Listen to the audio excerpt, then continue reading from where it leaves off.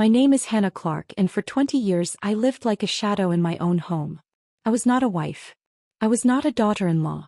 I was not even a woman with a name. I was a servant. A ghost. A fool. For 2 decades I fed, bathed, and clothed my paralyzed mother-in-law, Mrs. Turner, who never once looked at me with kindness. The world saw me as dutiful and selfless, but inside I was hollow, stripped bare of laughter, of dreams, of myself. My husband, Daniel Turner, always claimed he was too busy with work to help, disappearing for days, weeks, even months while I carried the burden alone. The years blurred together. Spoonfuls of porridge, the stench of bedpans, and my mother-in-law's shrill voice summoning me at all hours of the night. I answered every time. Like a dog.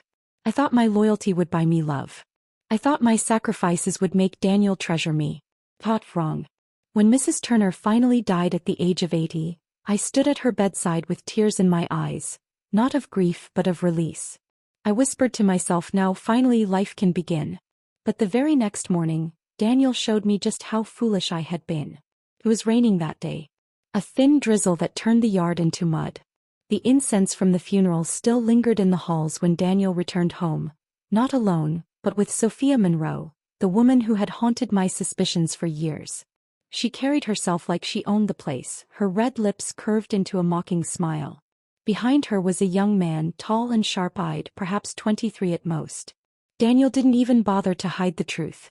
"Hannah," he said, his voice impatient, "this is Sophia.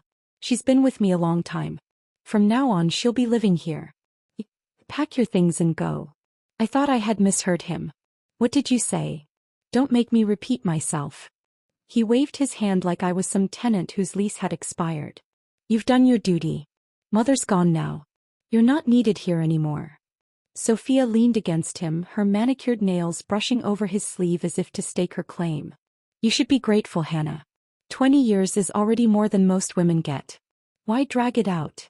The young man standing behind them watched silently, but there was something about his face.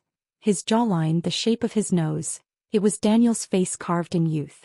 My stomach clenched. I turned to Daniel, my voice trembling. Who is that?" He avoided my gaze. But Sophia's smile only deepened. "This is Michael," she said sweetly. "Pie's son." My mind reeled. 23 years old. My marriage to Daniel was 25 years. That meant. The truth hit me like a thunderclap.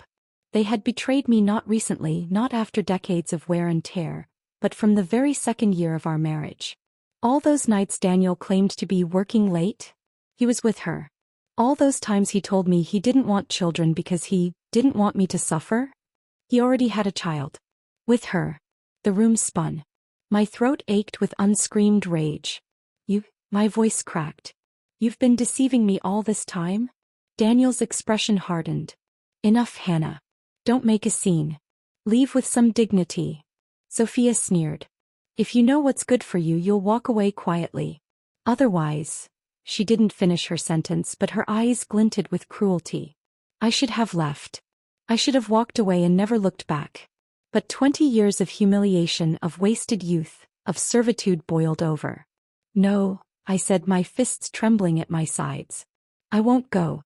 Not without answers. That was my mistake." Daniel's face twisted with anger. He glanced at Sophia.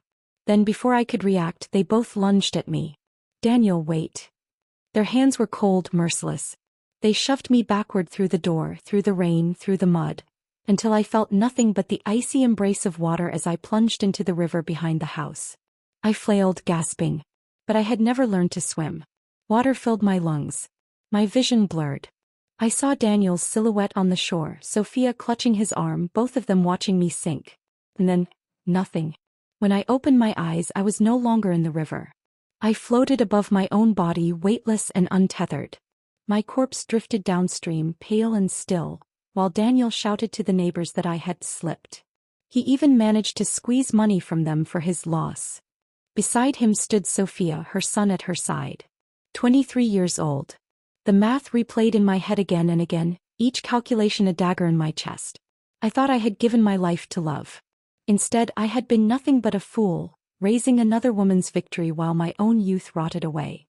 My resentment was so deep, it turned the heavens black. When I reached the gates of the underworld, the guardians frowned. Your anger is too heavy. Your spirit too restless. We cannot accept you here. And so they cast me back. When I awoke, I was not in the river. Not in the afterlife. I was standing once again at the Turner household 20 years earlier. The yard was alive with noise. Chickens squawking, ducks flapping, relatives chattering with loud voices. The stench of feathers and mud filled the air. Behind me, Mrs. Turner's voice rang out sharp as a whip. Hannah, what are you standing there for? Hurry up and kill the chickens and ducks and take care of the guests. I froze. That sentence. That exact sentence. It was the beginning of it all. The very moment my last life of servitude had started. But this time things would be different. I clenched my fists, lifted my head and whispered to myself. Not again. Never again. When I opened my eyes again, the world smelled of damp feathers and smoke. The yard was alive with noise. Chickens squawking in baskets, ducks flapping wings against ropes, relatives gossiping at the wooden tables, their laughter as shrill as the squeals of pigs. It was exactly the same scene from 20 years ago, down to the crooked mulberry tree in the corner and the greasy smoke curling up from the kitchen chimney. And just as before, Mrs. Turner's voice cracked across the air like a whip. Hannah. What are you standing there for? Kill the chickens and ducks and take care of the guests. That was the sentence that had once sentenced me to 20 years of servitude. Last time I had rushed forward without hesitation, boiling water, plucking feathers, cutting vegetables, sweating until my clothes clung to me. By the end of that day the guests were full, laughing with greasy lips, while I hadn't eaten a single bite. My reward was more scolding from my mother-in-law for being too slow. But this time my lips curved in a thin smile. I turned slowly, deliberately, meeting Mrs. Turner's glare head-on. No. Her brows shot up. What did you say? I said no. I let the word linger, watching the surprise ripple across the yard. Some of the relatives gasped. Others exchanged looks, whispering. No one had ever heard me talk back before. Mrs. Turner's face hardened into fury. You ungrateful brat. Do you think being married into this family gives you the right to slack off? What use are you if you can't even prepare a meal? I opened my mouth to answer, but at that very moment the creak of the front gate cut through the noise. A pair of bright red heels clicked against the stone path. Perfume drifted through the yard, heavy and artificial. Sophia Monroe strutted in, her curls bouncing, her lips painted a vivid crimson. Behind her trotted a little boy of 3, clinging to her skirt. I almost laughed aloud. Perfect timing. Mrs. Turner. Sophia's voice was sugar-coated. I'm so sorry we're late.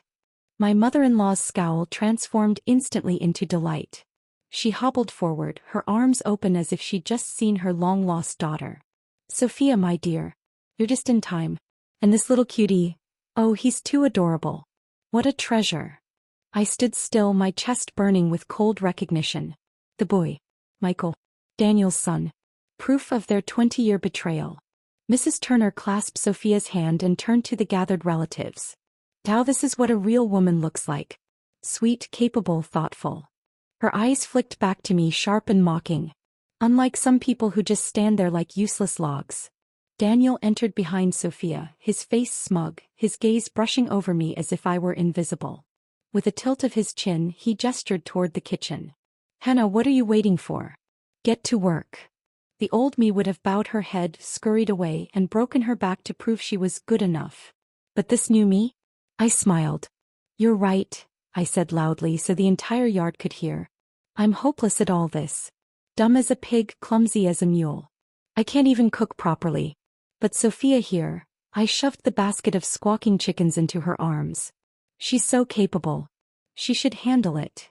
The basket tilted, feathers flying into her perfect curls. Sophia's face froze, her smile twitching. Wait, she stammered, glancing at Daniel. Me? I don't think. But I was already piling the ducks at her feet, patting her arm like she was a star pupil. Don't be modest. You'll do a wonderful job. Everyone's hungry. Please show us how capable you are. The relatives broke into murmurs. Some hid smirks behind their hands. Others exchanged scandalized glances. Daniel's jaw tightened. Hannah. I cut him off, still smiling. Oh, don't be so formal, Daniel. Sophia's basically family, isn't she? What's the point of pretending? Let her show everyone her talents. Mrs. Turner's expression flickered. For the first time she seemed caught between her desire to praise Sophia and her need to maintain face. Sophia glanced around, realizing she couldn't refuse without looking bad. "Well, I suppose I could try." "Wonderful." I beamed and shoved both her and Daniel toward the kitchen door. "We'll all be waiting." Then I slammed it shut behind them. For the first time in 20 years I didn't move toward the stove. I didn't break my back serving people who only sneered at me. Instead I strolled over to the table, sat down cross-legged on a bench and cracked sunflower seeds between my teeth. The ants blinked at me in shock. One muttered, "Heavens, when did Hannah get so bold?" I leaned back, smiling lazily. "Why not? It's a festive day. Let's chat." That was all it took. Within minutes I was the center of the women's gossip circle. They leaned in, delighted to share scandals about distant cousins, neighbors and their husbands' bad habits. Not one of them cared who was sweating in the kitchen. Inside I could hear chaos. Pots clattering, oil sizzling, Sophia's shrieks, Daniel's low curses. The smell of burnt garlic drifted out. Mrs. Turner's face tightened with every sound. She tried to bark at me once more. "Hannah, go check the dishes." I didn't even turn my head. "Why? Sophia is capable, remember?" Her lips snapped shut. When the first dish emerged, it was a watery soup with floating lumps. Relatives exchanged polite smiles, but I could see the laughter dancing in their eyes.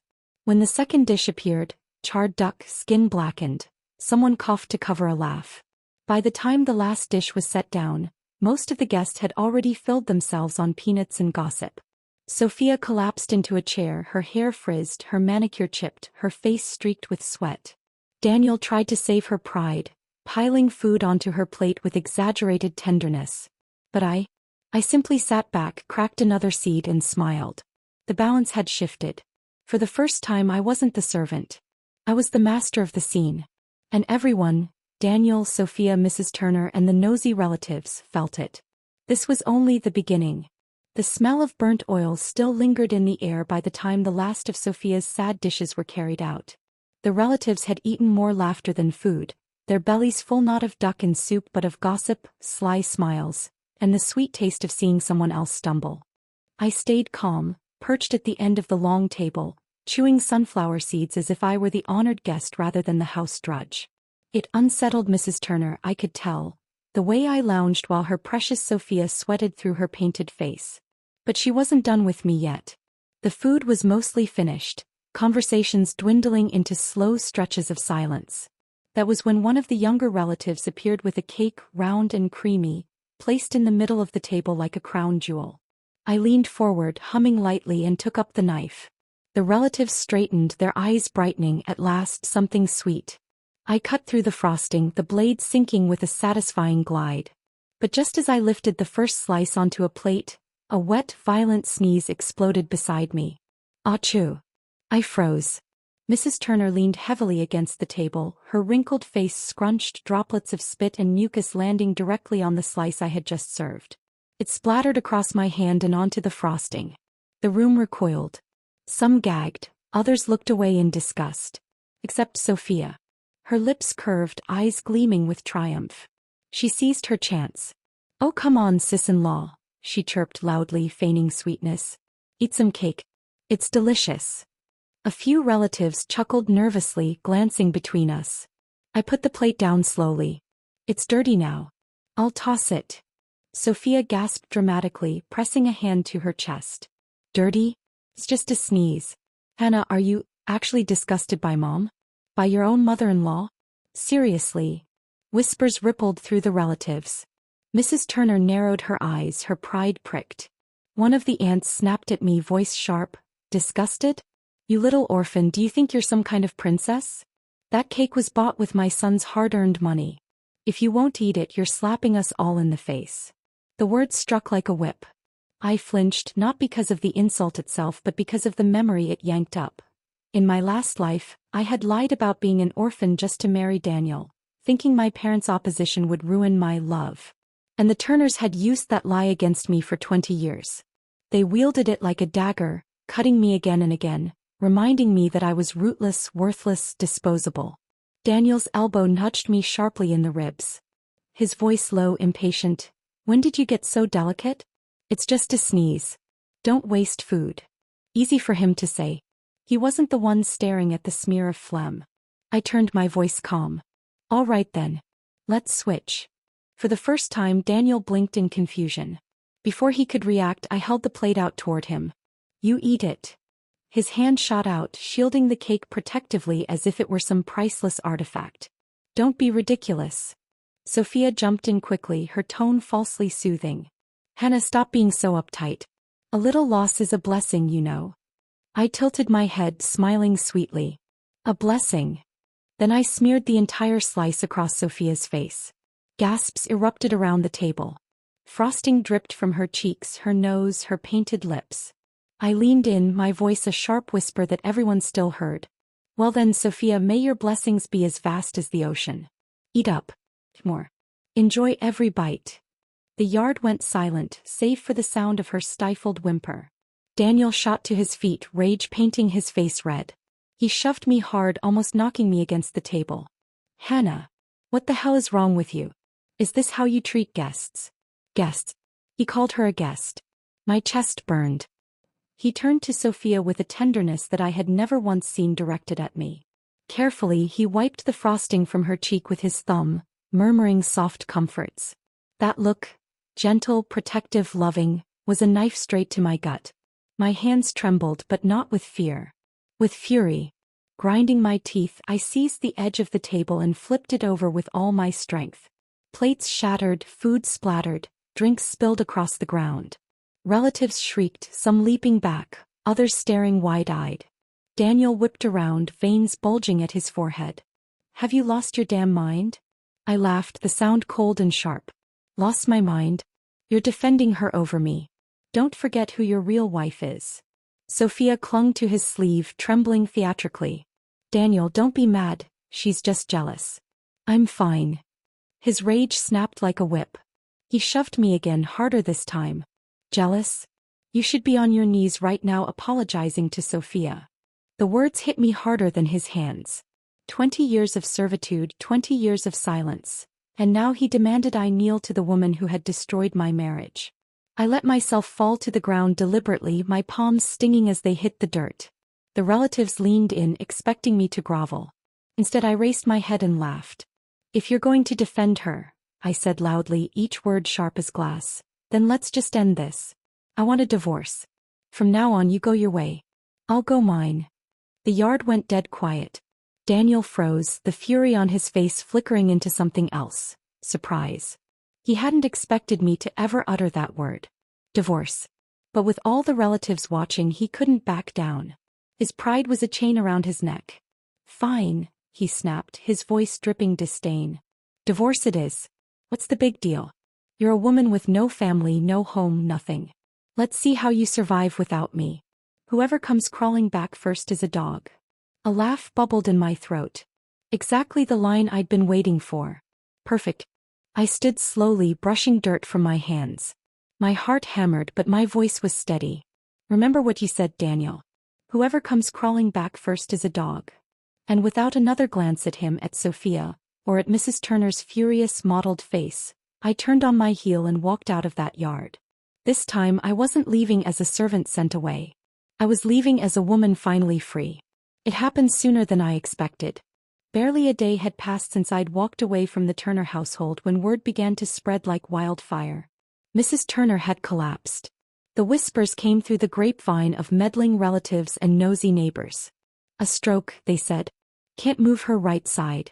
Doctor says it's serious. And then my phone buzzed. A call from a number I knew too well. I let it ring twice before answering. Hannah. Daniel's voice came through, frantic and harsh. Where are you? Mom's in the hospital. He had a stroke. He can't move. You need to come immediately. I sipped my tea slowly, letting the silence stretch. Why? He stumbled over his words, caught off guard. What do you mean why? She's your mother-in-law. She needs care. You're her daughter-in-law. That's your duty. I laughed softly, the sound cutting through his panic. Daniel, did you forget so quickly? You said it yourself. Whoever crawls back first is a dog. Tell me, are you the one crawling now? His breath caught. For a moment, I imagined him standing in a sterile corridor, jaw clenched, his pride bleeding out of him in front of nurses and relatives. "Hannah," he barked, lowering his voice as if others might overhear. "This isn't the time for your games. He's sick.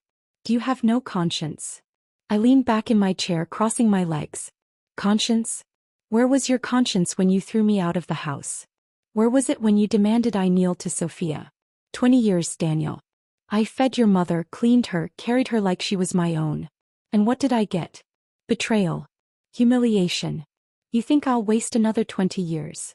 Silence. When he finally spoke again, his voice cracked, half fury, half desperation. "If you don't come, everyone will see what kind of heartless woman you really are." I smiled faintly. Good. Let them see. And I hung up. Later that day, curiosity tugged at me. Not out of pity but out of a desire to watch the show unfold. I went to the hospital not as a dutiful wife but as an observer of karma. The ward was crowded with relatives, their chatter buzzing like flies. Mrs. Turner lay on the bed, one side of her face drooping, her speech slurred to garbled sounds. Tubes snaked from her arms. She tried to glare at me when I walked in, but her expression melted into something grotesque, powerless.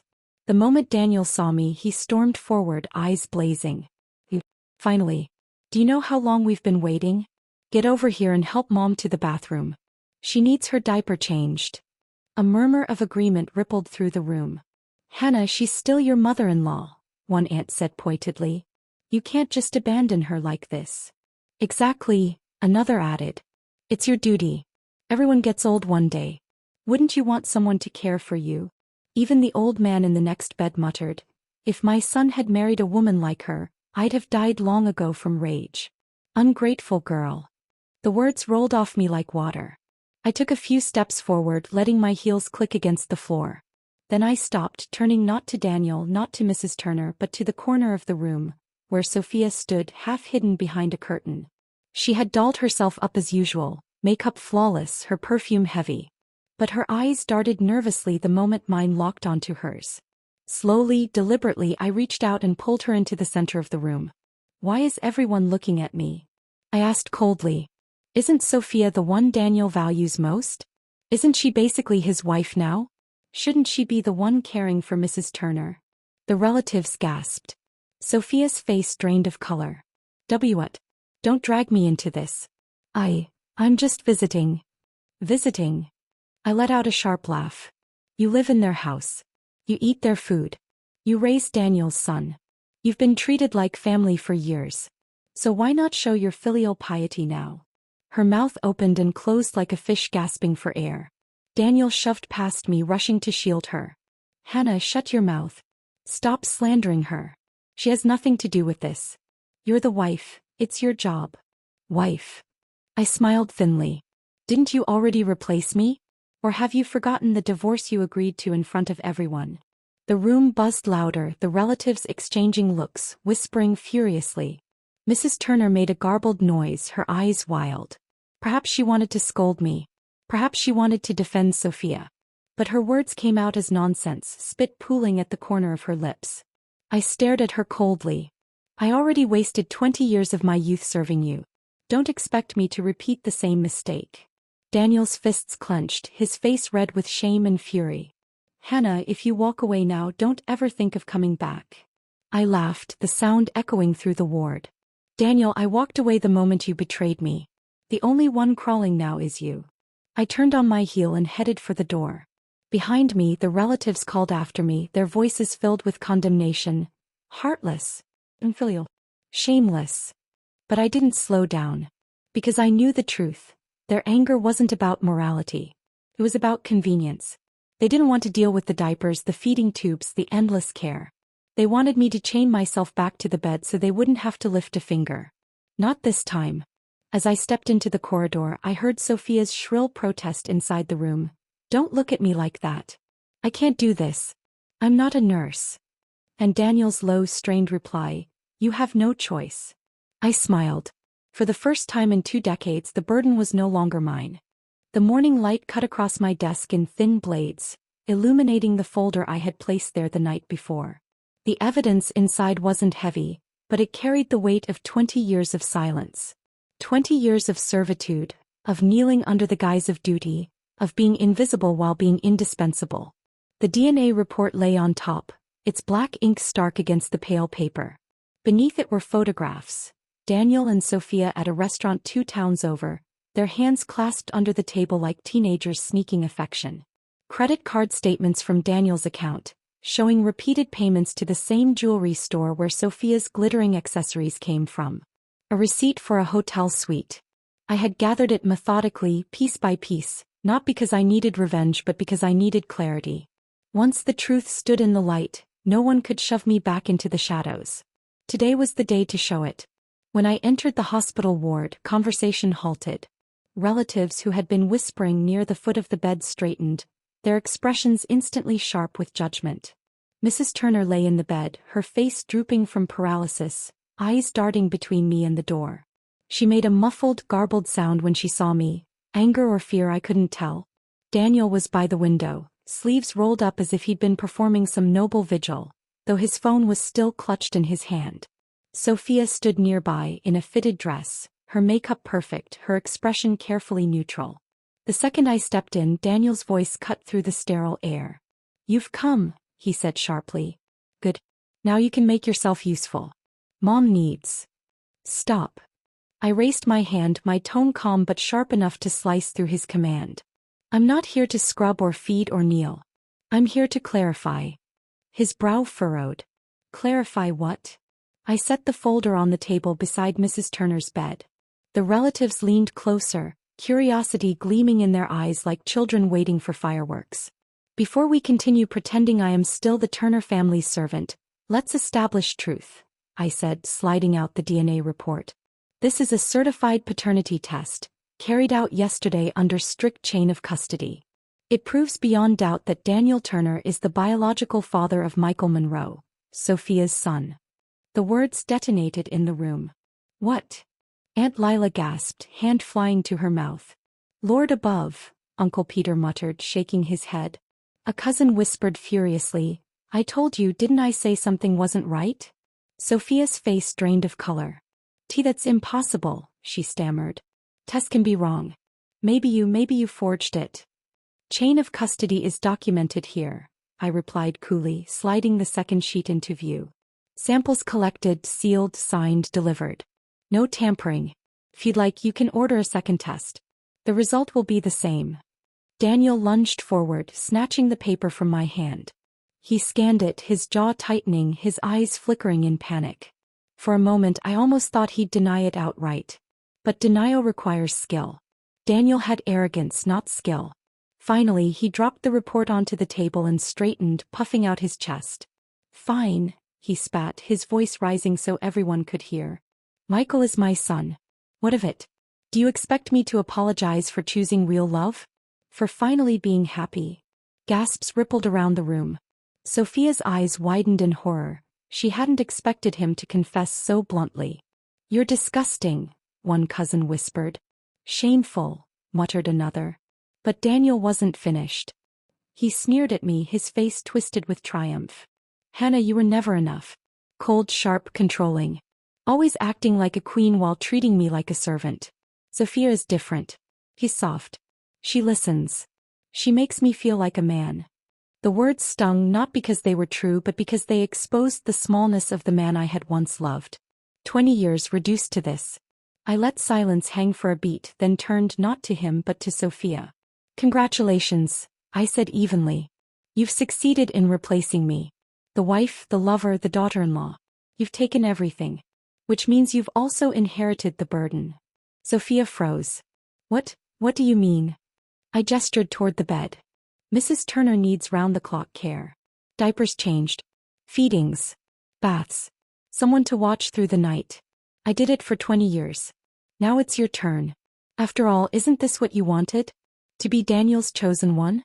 To be part of this family?" Her face contorted. I never agreed to that. I didn't come here to play nurse." "You didn't come here to play mistress either," I cut in, my tone sharp. "And yet here you are." A stunned silence fell. Even the monitors seemed to hold their breath.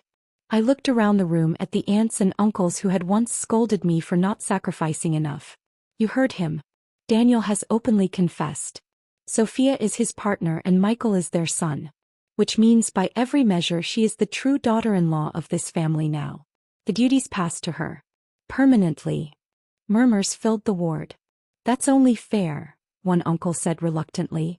She wanted the title, she gets the work, muttered another. Mrs. Turner's eyes blazed with fury, but she was powerless, her slurred protest incomprehensible. For the first time she was trapped in the same silence she had forced on me for years. Sophia spun toward Daniel, her voice trembling. Daniel, say something. Tell them I don't have to. But Daniel said nothing.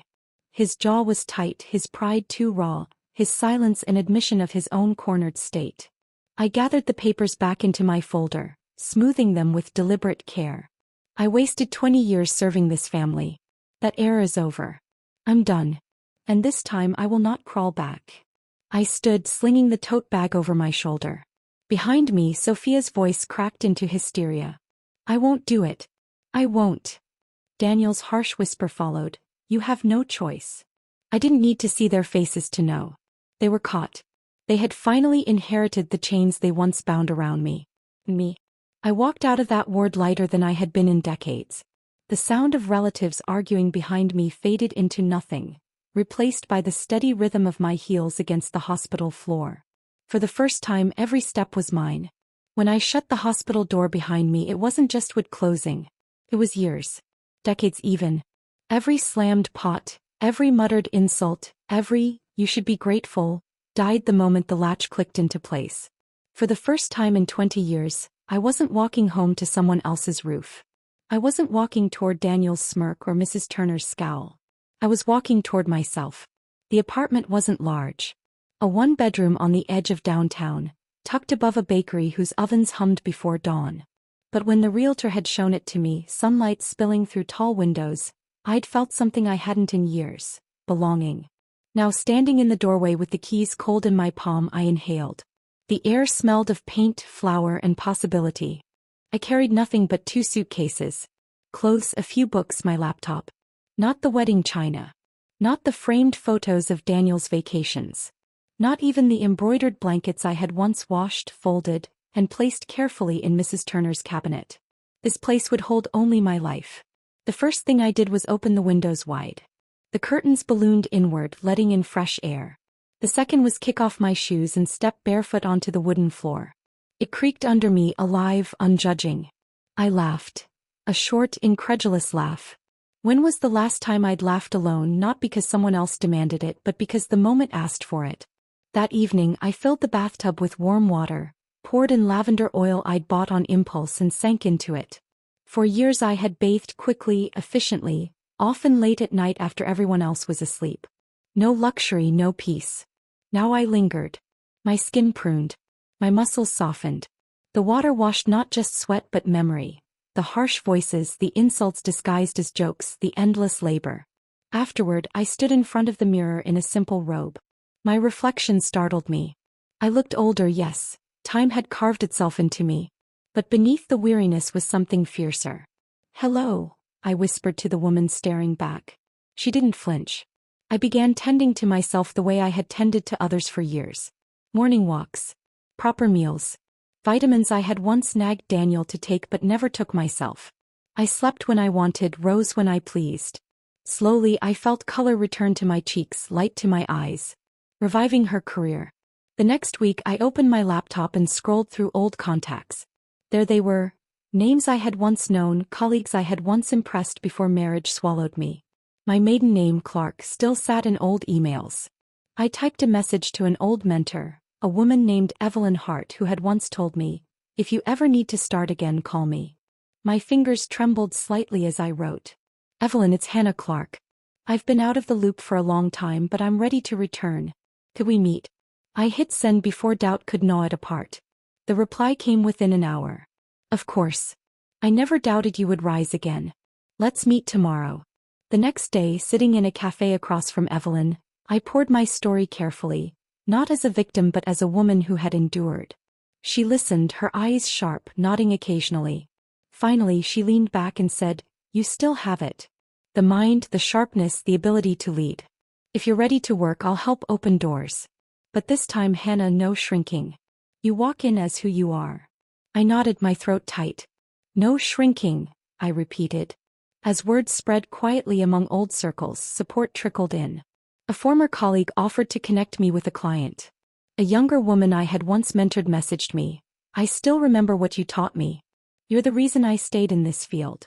Friends I thought I had lost resurfaced, not to pity me but to stand beside me. We shared dinners filled with laughter instead of criticism, encouragement instead of comparison. For the first time in years, I felt part of a community that saw me, not just my labor. Independence revealed itself in the smallest acts. I bought groceries and filled the fridge with food I liked. Strawberries, dark chocolate, a bottle of wine. No one rolled their eyes at the price. No one muttered about calories.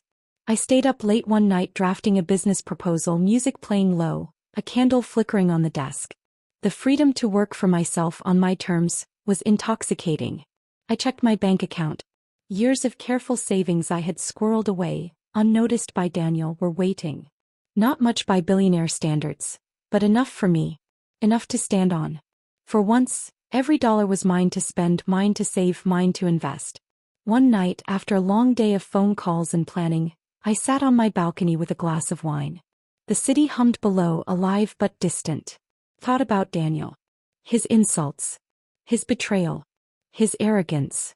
And I waited for the ache to come, the longing, the anger, the what. It didn't. Instead, a strange peace settled.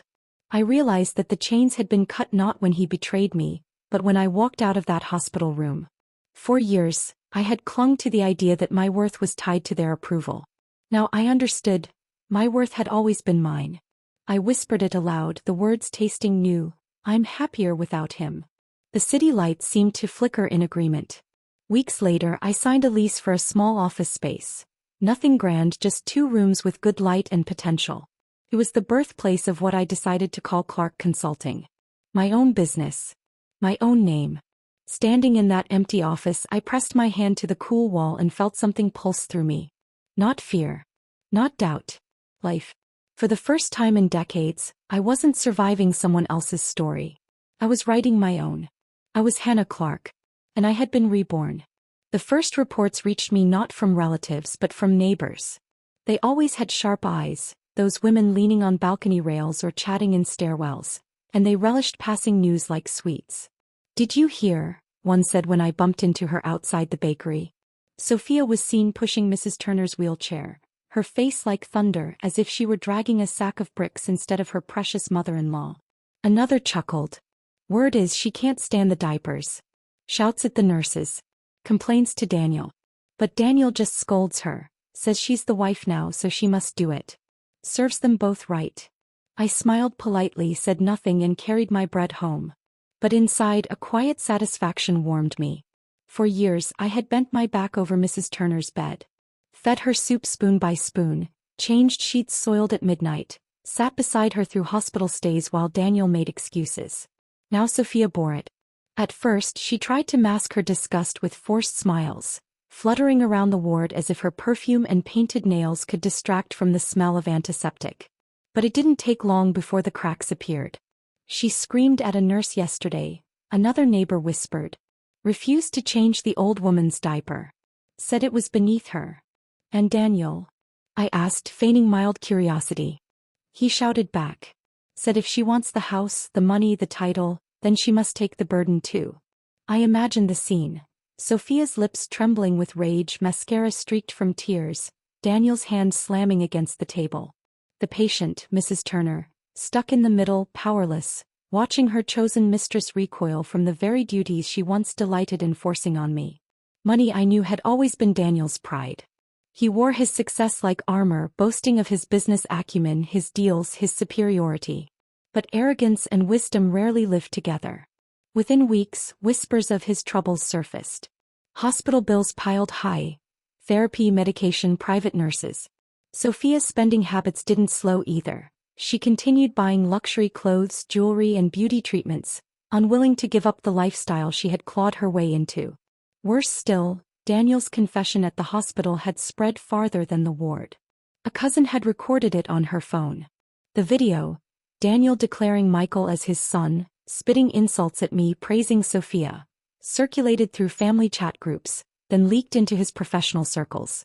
Clients didn't want to deal with a man whose scandals overshadowed his contracts. Investors pulled back. Partnerships dissolved quietly. By the time a supplier called me, yes me, to say, "We always respected your competence, Hannah. Pity about Daniel, he's ruined himself," I realized the foundation he had so proudly stood on was crumbling. The whispers weren't confined to business circles. At church, older women shook their heads when Sophia walked past in her designer heels, Mrs. Turner's wheelchair clattering behind her. "Shameless," one muttered. "Steals another woman's husband, then parades like she's honorable. And look how she treats the old mother," another added. Not half the patience Hannah had. Even in the marketplace, gossip followed them. Once I heard a vendor murmur, "That's him, the man who threw out his wife for a mistress. Look how thin he looks now. Pride doesn't fill stomachs, eh?" Daniel's jaw tightened in public, but he couldn't silence them. Sophia tried to walk faster, sunglasses on, lips pressed tight. But reputation once torn can never be stitched back seamlessly. Inside their home, once my prison, the rot spread. Sophia hated the caregiving. Every chore, every duty, every demand from Mrs. Turner felt like chains she had never agreed to wear. "You promised me freedom," she reportedly snapped at Daniel. "You promised me a better life than her." Daniel, stressed from debts and gossip, lashed back. "You wanted the title of wife? This is what it means. Stop whining and do your duty." Their arguments were loud enough for neighbors to hear. Pots slammed, doors rattled.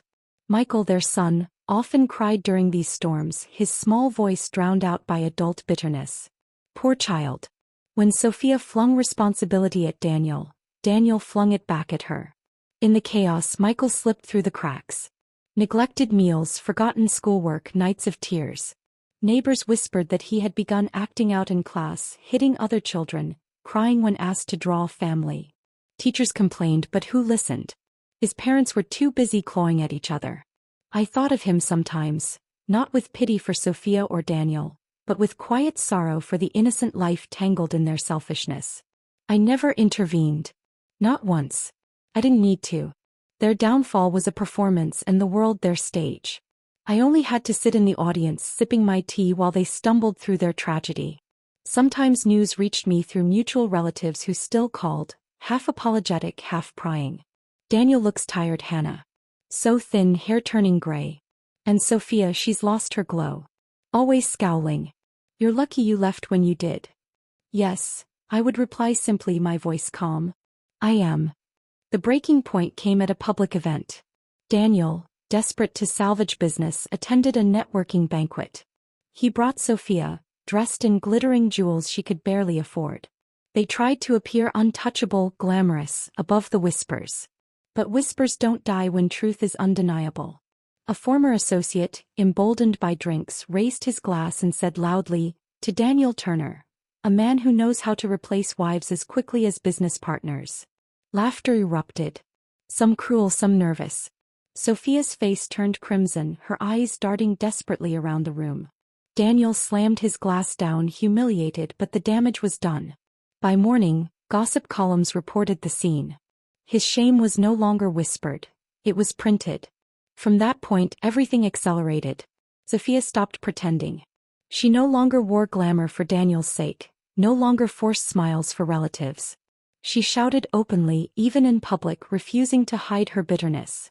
Daniel grew quieter, the fight draining from him, his arrogance hollow. His business was faltering, his reputation ruined, his mistress-turned-wife snarling at him daily. And Mrs. Turner? She sat in her chair, watching the empire she had defended crumble, her chosen daughter-in-law recoiling from her, her son unraveling. They had built their kingdom on betrayal.